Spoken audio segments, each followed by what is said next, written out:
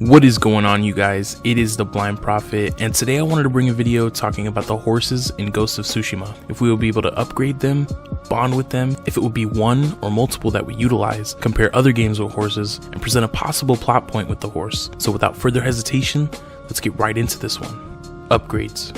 First off, I wanted to talk about the possibility of upgrades. From what we can tell from both the trailer as well as the gameplay demo, we can infer that the horses will most likely be upgradable with armor. As we can see in several shots in the trailer, the horse is adorning a basic form of armor, but in the gameplay demo, the horse shown is simply saddled. So I'm assuming over time we will be able to upgrade the horse's armor. Though I don't know if Sucker Punch will go to the extent of truly letting us customize the armor uniquely with color and variants as it would be traditionally. Samurai armor historically was beautiful and as glamorous as it was practical, with unique arrangements, colors, and details to show off, and it was no different for their horses. I think maybe we might get something like this at the end of the game to sort of hype up a dramatic end fight, but it probably won't be customizable, as this is, as far as we know, a single player experience, and the armor would be unique to our protagonist, not us. So to sort of clear confusion, I believe we will be able to upgrade, just not customize. Bonding. Now this is something I became curious about in watching the demo, because if you listen closely, the protagonist, Jin, not only whistles for his horse, but additionally calls for it by name. Nobu, come! Nobu, come! This presents the possibility of an emotional connection with our horse, and it being a side character. I also love the name choice they went for, because translated to English, Nobu means faith, and in the world and setting that Ghost of Tsushima takes place in, it seems like a perfect name for your trusty steed. Now if we were to bond with Nobu, I'm curious as to how that could play out.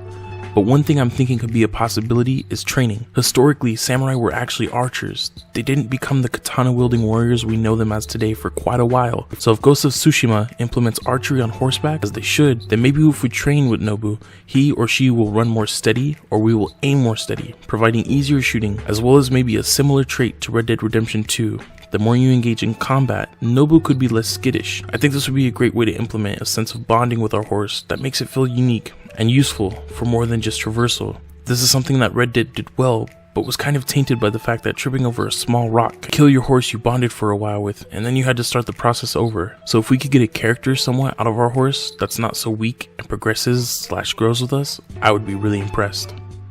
Horses in other games.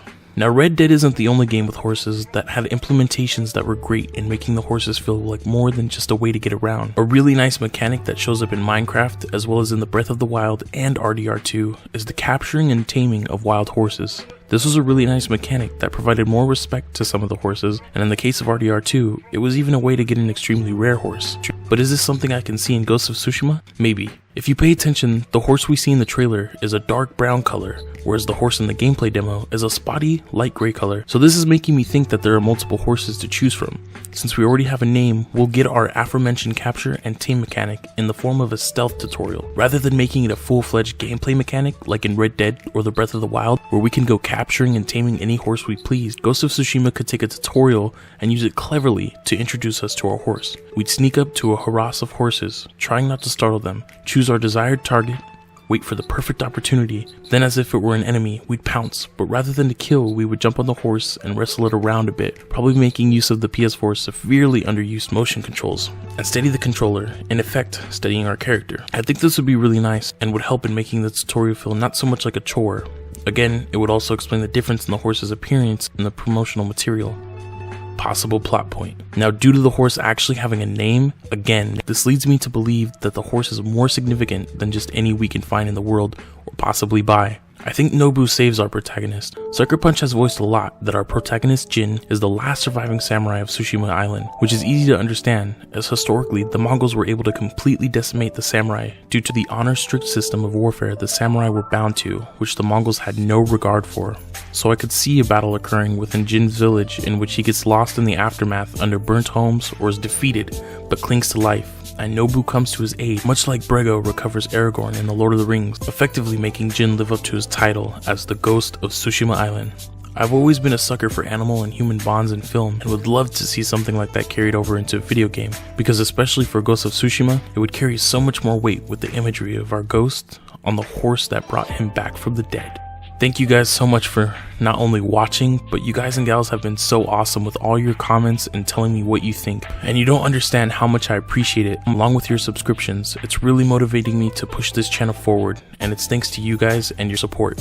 I wanted to especially give a shout out to the one and only Dutch Vanderlyn for his feedback and discourse. It was awesome, and I try to respond to every single comment. So if you have any thoughts on this video, or anything about Ghost of Tsushima, or Sony pulling out of E3, whatever it may be, let's talk about it. But as always, stay hydrated, let them pass in peace, and Excelsior.